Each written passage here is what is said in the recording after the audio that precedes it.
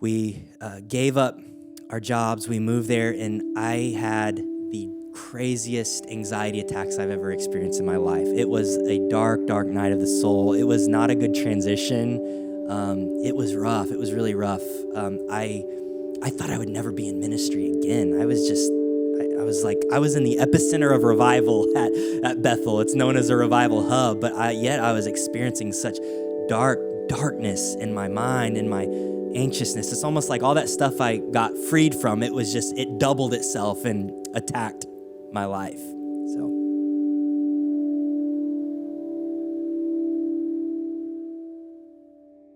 Yeah, well, thank you so much for having me. It's just been an honor to just meet you the last few minutes. But yeah, I grew up in a city called Killeen, Texas. It's right next to one of the biggest military bases in the world called Fort Hood. And so I was born and raised there. My dad was a business owner, and my mom worked full-time as the administrator at my church. And so I didn't grow up as a PK necessarily, but I was pretty close to one. I just grew up seeing the behind the scenes of ministry. And from a really young age, I always had just such a deep hunger for the Lord's presence. And the Lord was never really just a far off idea to me. He was always just something so real and tangible for me. And I just remember when I was as young as 6 years old, remember the very day I got saved in children's church, which I'm thankful for children's church. I believe there's no such thing as a junior Holy Spirit. Believe children's ministry is so powerful. And so I remember one specific service in children's church, I felt just this whisper in my heart saying, give your life to me, give your life to me, give your life to me. And so during altar call, I raised my hand and gave my life to the Lord. I didn't necessarily know what it meant, but I remember just feeling this fire come in my heart. And I just remember during worship service that same day, just lifting my hands at 6 or 7 years old and just singing a worship song with the words, I magnify you, Lord, I magnify you. And I didn't have the language for it then, but looking back now, I was just feeling the wind of the Spirit just filling me. And I just remember going home that day, and they give you a pamphlet that says you got saved, and I showed it to my parents, and they're like, oh my gosh, do you know what this is? And I remember saying, hey, guys, I like the slow songs in worship more than the fast songs. I like the slow songs where I just feel the Lord, and they're just like, what are you talking about right now? You're talking on another level. And for me, it was just always just so real to me. I know many people don't really have that upbringing, but I am so grateful just for my parents that I lived in a house where it was so easy to access the presence of God.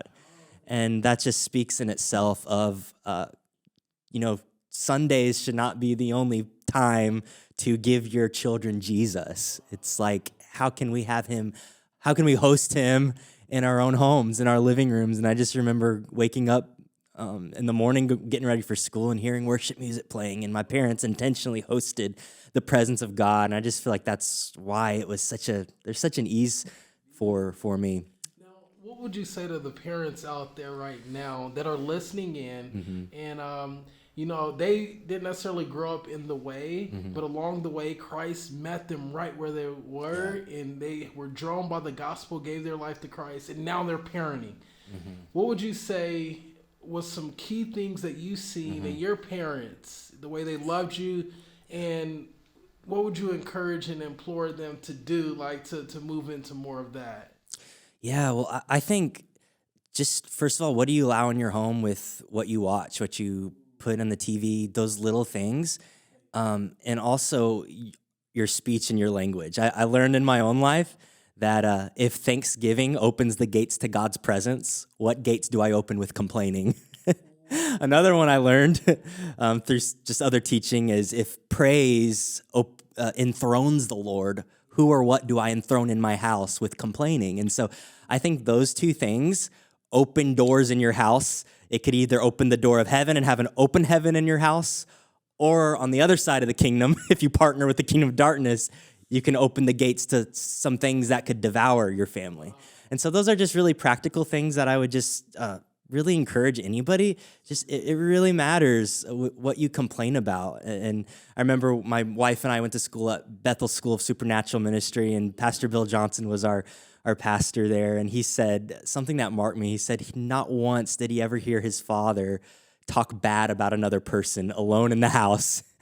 And I think that's so valuable to have the fear of the Lord. You know, the fear of the Lord can kind of seem like a taboo thing, but the fear of the Lord is what drives us to love him better. And so that's what I would say. So good. I love that. The fear of the Lord, right? Yeah, right. That's so good. It's like this reverence, this respect, this joyful like trembling that we have before the Lord. Yeah. Will you tap into a little bit about, like, did you grow up with brothers and sisters, and what did it look like for schooling and some of those things? Yeah, so I did grow up with brothers and sisters. I'm the youngest of three.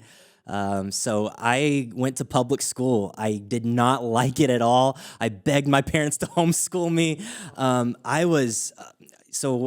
Just going on with my testimony, after I got saved, I had a radical encounter with the Lord, where a prophet was going to come to our church, and I told my mom, I don't want to go to children's church that night. I want to go to main service because he has a word for me. And they're like, okay, whatever. But sure enough, I came to service, and he had a word for me. He called me out at 7 years old. I was marked by the Lord. But after that, there was a demonic attack on my life. I had severe fear as a child. I had severe anxiety. I had night terrors. I couldn't sleep by myself at night. I had to sleep by my parents' bed. And so going to school, I was a recluse. I was almost afraid to look up. I had to look down just walking through the hallways. I just couldn't look up. That's how bad this attack was on my life. May I ask you, where do you feel like that attack came from? Was there a moment in time where, like, you were exposed to something? What was that sort of? What was some key indicators that show like this came from this or that? Or Absolutely. So I didn't know then, but looking back now, what I discovered is that when the Lord marks someone's life, what I feel like this is just my imagination. I'm still trying to find a scripture for it, but I believe in the Spirit. There's a scent or a color on that person that the angelic can recognize, but also the demonic can recognize as well. So it's like right after the Lord marked me, it just was almost like the Lord had an assignment, but hell had an assignment to thwart the destiny on my life. So there wasn't really anything I was exposed to. I never watched bad movies or anything like that. It was just an assignment from hell to knock me out. So good. And that needs to be heard by so many listening in right now. I want to ask you this as well. So you began to have these nightmares, night terrors. You walk through the school. You can't necessarily look up. Right. Like, when did that sense of deliverance come and freedom? When did that come? Yeah, well, it was a long journey. But, obviously, like I said, I was raised in church. And so I would always serve in church. I never really, what you would call, stray from the Lord. But I was always behind the scenes. I was always serving, but behind the scenes in media and lyrics. And so just trying to get away from people. I did not want to be in the spotlight at all.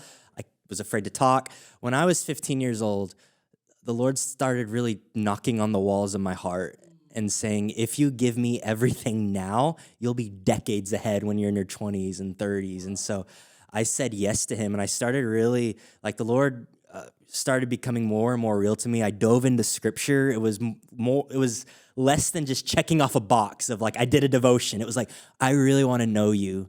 There's areas of darkness in my heart, and I can't go to where I need to go until your presence touches. In other words, I need an encounter with you that is more real to me than the fear and the trauma I'm experiencing right now. And so I just gave myself to the place of worship. I got a guitar. I started just bathing myself in the presence of God. I joined my youth worship team, which was totally out of the box for me. And so little by little, the Lord started to chip away at this deliverance thing. And I started little by little getting delivered. There was a specific moment in my teen years, well, a little past my teen years, but when I was 19, so from 15 to 19, I kind of struggled up and down with this depression. I wasn't able to sleep on my own in my own bed until I was in high school. So when I was 19, I went away to a worship school at Bethel Church in Redding. And This was 2014 when I was 19. Yeah. I'm 27 now. And so I remember being in worship one day of this school, and I remember having this vision. It wasn't an open vision, but it was almost like the Lord had a movie and pressed play on a movie, and all I could see was this movie playing. In the movie, I was standing in these heavy, dusty grave clothes, and they had these words on them like insecure, inferior, fearful, anxious. And in the grave clothes was little pokes of light trying to shine out of who I was really called to be, but it just couldn't. And in the vision, I looked up and saw the Lord standing above me with such a might and power. And I saw him saying to me, "What are you doing wearing this? My son already took care of this." And in the vision, I saw him just push his hand and point somewhere. And then the scene changed, and I saw the cross. And on the cross, Jesus was nailed to it with the grave clothes, with the lies, with the words that were on the garment. And immediately, I got this revelation. It's like, why would I ever empower anything that Jesus already crucified? And why would I ever give my attention to that, you know? And so I chose from that moment on, like, why would I entertain anything that is less than the height of what he's called me to? So after that vision ended, the grave clothes fell off in the vision, and I left that service literally for the first time in my life. It was the first time in my entire life that I had not one tormenting thought in my head. And so I'll let you ask another question. But after that, I learned there's a difference between getting free and staying free. But anyway. There's a difference between that. Right. And we'll unpack that a little bit more. Yeah. But before we get too far in your testimony, I want to rewind back. When was the moments like, say, for instance, we believe in the power of the family of God, their testimonies, such as even your father, your mother. Like, did they grow up in a Christian home? Did they get like radically raised? Yeah. So they have incredible testimonies. So both of my parents, they were raised in very religious denominations of legalism and religion. And both of them, when they were teenagers, were into alcohol, were into drugs. They had a testimony in itself. They struggled a lot. And I was just talking with my parents yesterday. I was like, do you think we would be friends if I was in high school with you? And they're like, no, we wouldn't be friends with you probably. We would respect you, but we wouldn't. We were just on two different wavelengths. But, it really began clicking with them. My dad even said to me today, he said, I would be in a club and I would think to myself, what would happen if Jesus came back today and I'm here in the sin? And anyway, they ended up meeting each other at a Protestant church where a move of God was happening, where signs and wonders were breaking out, healings were happening. They completely repented of their lives. There's a lot more to that, but anyway, they have a huge testimony in itself. And so, but what I've realized is their ceiling became my floor. And what they gave me a spiritual inheritance. If they didn't fight those battles, I would have had to fight those battles. See, we all pass down spiritual inheritances to the next generation. And if they wouldn't have fought those battles, I would have had to fight those battles. My dad fought battles with impurity and lust. And I can honestly say because he won that, I never had to really deal with that. We're not perfect. I've struggled with it, but it was never a stronghold in my life. So good. Yeah. We needed that today. I needed that today. Yeah. I really appreciate you, Brother Tanner, for sharing that. Now, moving forward, so you're in high school, you're getting ready to transition. Like, did you go to college, and what did that look like? Yeah, I did go to college. So that same year, 2014, was my freshman year of college. So I stayed home and did college in my hometown. I was on staff at my church there, my home church. So I didn't really feel a call to have that college experience. I was an introvert anyway, I still am. But no, I stayed home, and I did not want to go to college at all. I wanted to go straight into ministry. It was something between my parents and I. My parents basically had a deal with me. They said, hey, if you want to go off and do your own thing, that's great. We're not going to fund it, though.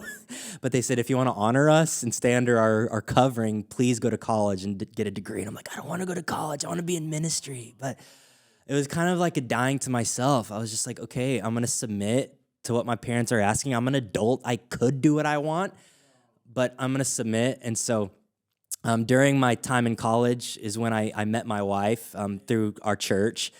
She was going to a Spanish church down the street. Her church merged with my church. And so, yeah, muy bien, Puerto Rican. So she's Puerto Rican, yeah. Really? No way. Oh, man. We'll get them. So love Puerto Rican food. I love the culture. Yeah, so we met. We started dating. We got engaged. And so the deal was between me and my parents was like, please get your degree before you get married. And so we had a long engagement, like 2.5 years, because I was plowing through college. I got my degree in English, and finally in 2016 I graduated. But that period of time, it was a 4-year period from when I had that encounter where the grave clothes fell off to when I graduated.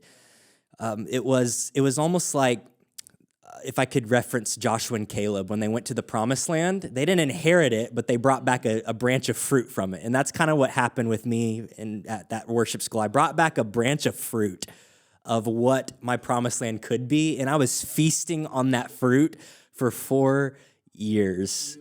But I did not yet possess the land. Woo! But eventually, hey, come on now. Yeah. And you're still, I'm sure, feasting on some fruit, some area of your Absolutely. life that you're like, Absolutely. Because it Absolutely. takes from faith to faith, Yep. to glory to glory. Absolutely. So that's exciting. Now, so you meet your bride. Yeah. And have you been to Puerto Rico? We went for our honeymoon. Yeah. Yeah. Tell us a little bit about that experience. We do have Espanol. Oh, yeah. And Puerto Oh, Ricans on man. here, so. I absolutely adore the Hispanic culture, the Hispanic people.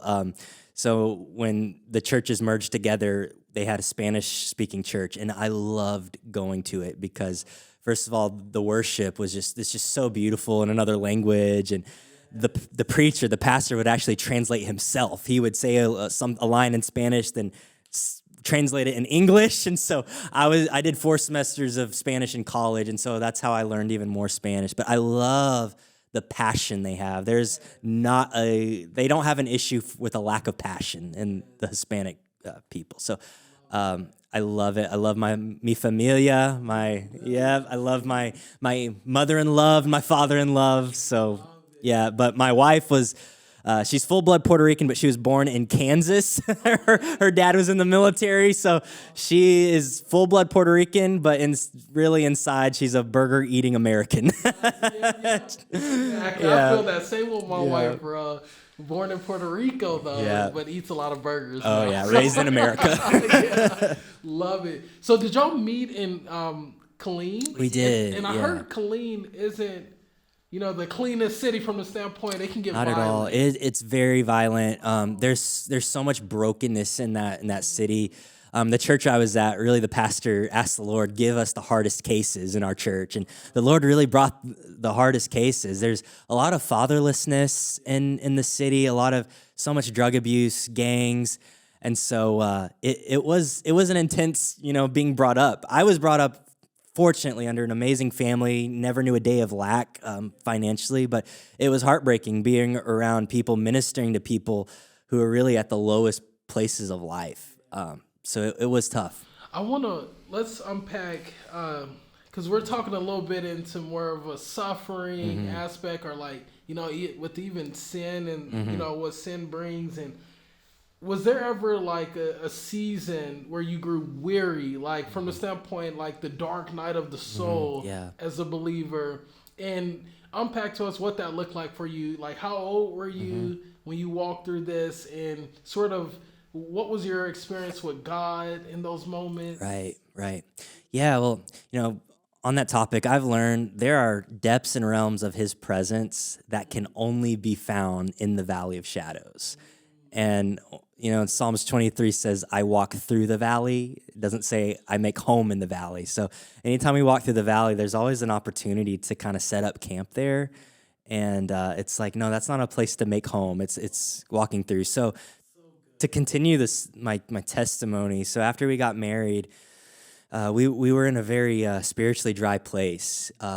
If I could reference the Bible, it was almost like we were in a place like Elijah, where the word of the Lord was, "Go to the brook and drink from it." That's the word of the Lord. That's your provision. And he ended up drinking from it, but then the brook dried up. And he was waiting for the water to come back to drink from it, but he didn't really realize that it wasn't fresh water he should have been waiting for. It was a fresh word from the Lord that he needed. And the fresh word was, "Go anoint Elisha," and that's where your provision will be. So we were in an area in our lives where the brook dried up in our hearts. It was where we were at. It was a beautiful place. We had titles, we had salaries, but the brook dried up.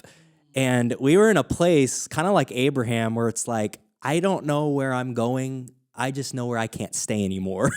and so we felt the Lord call us within 6 months of getting married to quit our jobs, move across the country, and sit at the feet of Jesus as a student at Bethel School of Supernatural Ministry. So we gave up our jobs. We moved there, and I had the craziest anxiety attacks I've ever experienced in my life. It was a dark, dark night of the soul. It was not a good transition.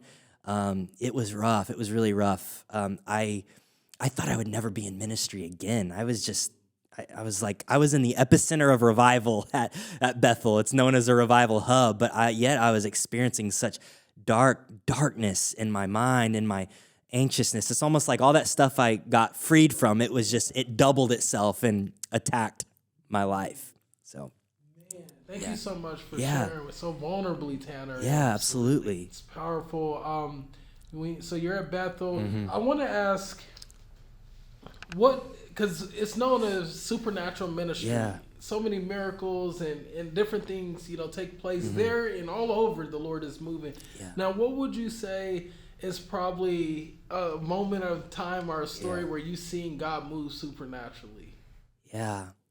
Well, we saw so much there. I mean, for one, Pastor Randy Clark, he moves in healing, and he came up and he shared a video, which we saw more than videos, but he shared a video of being in Brazil and seeing a woman who did not have an eyeball, was born without an eyeball, pray over her, release the power of Jesus, and an eyeball formed right there, just in front of everybody. And so we saw so much. And what I love schools of healing, I love schools of prophecy, but more than that, I love schools that teach me intimacy with Jesus, because in the Gospels, in Luke, the disciple, after Jesus is done praying, he comes to him and says, "Teach us to pray." And in my head, if I'm walking with Jesus and I'm seeing you walk on water, if I'm seeing you heal blind eyes, if I'm seeing you raise the dead, if I'm seeing you do all this activity, I would say, teach me the activity. Teach me how to raise the dead. Teach me how to heal blind eyes. But somewhere in this disciple's head, he was able to see all these activities Jesus did and connect it back to one activity, which is the activity of prayer. And so if I have to ask the Lord, teach me anything, yeah, I care about all that stuff. I want that. But teach me your presence. Teach me how to know you. Teach me how to abide with you. And that's really, if you ask me what supernatural experience did I have, it was how to know Jesus as deeply as I know the oxygen in my breath right now. So, Thank you for sharing. Yeah. Now, leaving Bethel, coming to Texas eventually, Dallas specifically, what did that transition look like? Yeah. What's the gaps? Absolutely. So I shared with you, I was experiencing a really dark time for the first few months there. And it was about a few months before we graduated our year at Bethel that I was just really struggling. I was like, Lord, I don't want to go back with nothing. I don't want to go back empty-handed. I'm struggling with this and that.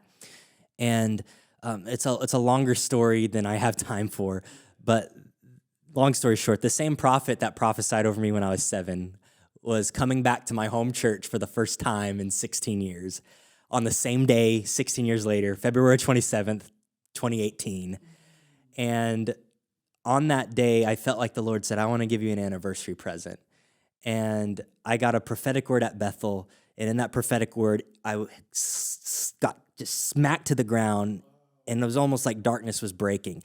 Then that night, I was live streaming my home church, and that prophet prophesied over my dad and then prophesied over me over the camera.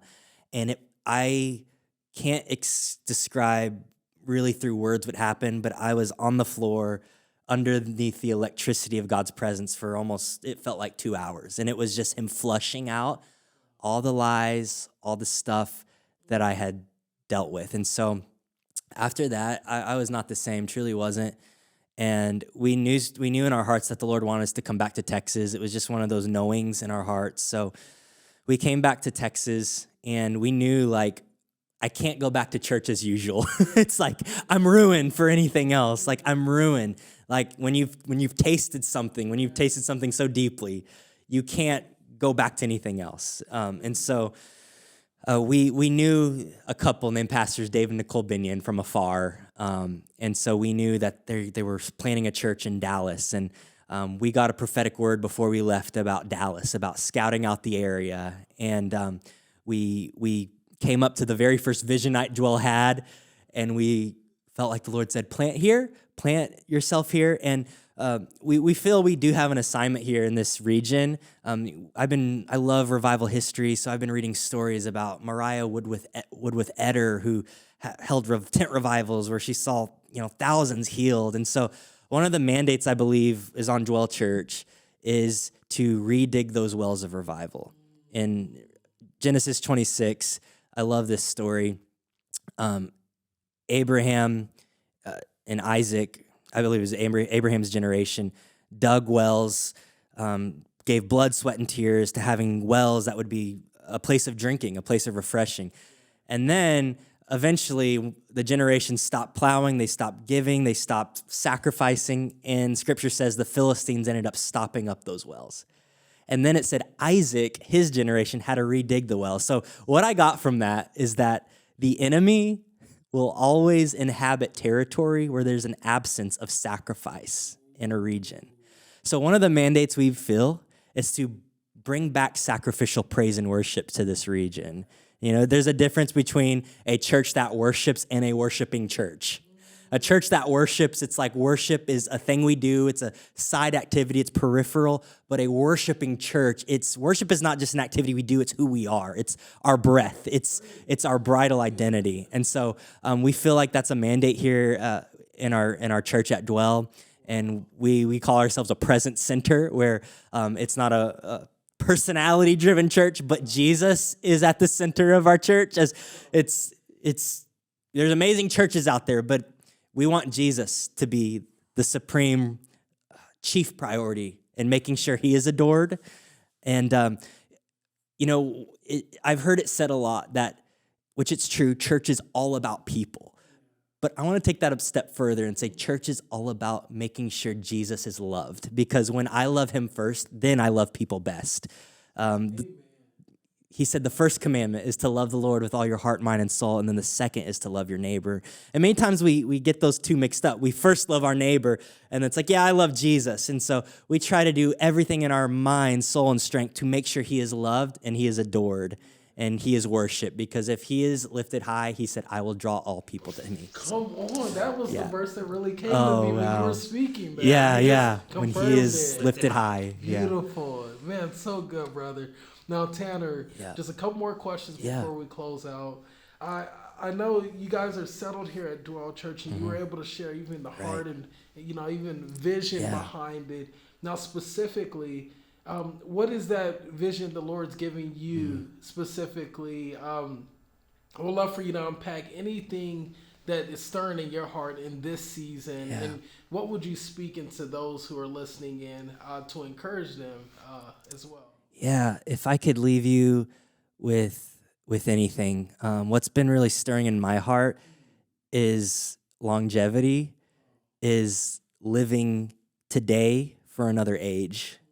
And one prayer I pray that I learned from Pastor Mike Bickle is, Lord, shock me now, don't shock me in the throne room. If there's anything in my life, if there's any complacency, shock me now, don't shock me in the throne room. Jesus is going to refer to me, if I live rightly, as good and faithful servant. He's not going to refer to me by my title. He's not going to refer to me as good and faithful pastor, good and faithful businessman, apostle, leader. In the secret place, there are no titles. And so he's not going to evaluate my life by how many people I preach to, by how many applause I get, by how many viewers I get. That does not satisfy the soul. He is going to evaluate my life by how faithfully I loved him in secret. And so, like I said before, I love reading revival history. I love reading books like God's Generals. And one thing I've discovered is every single person, whether you're in ministry or not, you will reach a day where you'll get old. We're all going to get old. The businesses will sell. The career will end. The kids will move out and go to college. The preaching invitations will stop. You'll get too old to preach one day, and you'll be faced with this question: what well was my soul drinking from? What was the satisfaction of my heart? Was it the business? Was it the 401k? Was it having a family? These aren't bad things, but it's like, what well is my soul drinking from? And if I could say to anybody, don't wait until that day comes to start digging a well of intimacy with Jesus. Start digging that well now. Because when that day comes, you have a reservoir that you've been drinking from for decades that you can lean on. Pastor Bill Johnson says, when you make history with God, he'll make history through you. Build a history with God. Because in reality, the only thing we'll take with us to heaven is the oil we steward in secret with him. And so that's what I would just love to leave people with. So good, brother. Where can everybody find you on social? Any channels that you want to share, books or anything? Yeah, you can find me on Instagram, just Tanner Delano. If you want to hear some sermons, Dwell Church podcast, Dwell Church Dallas YouTube, and you can watch our services there, and you can see me ministering there. Dwell Church Facebook, and that's how you can just keep in contact with me. But thank you so much. Yeah.